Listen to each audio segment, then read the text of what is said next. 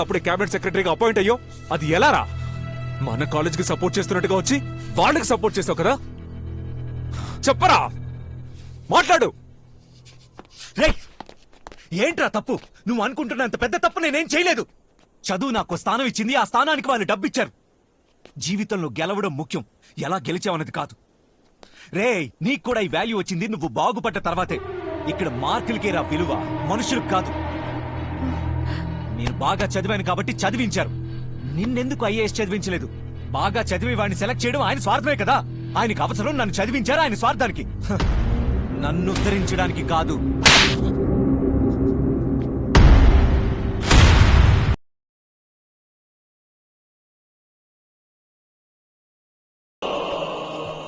ఏంటి సార్ తప్పు? మీరే చెప్పారు కదా, చదువు ఒక్కటుంటే ధనం, అధికారం, పేరు, గౌరవం అన్ని వెనకే వస్తాయని. నా వెనక వచ్చాయి సార్.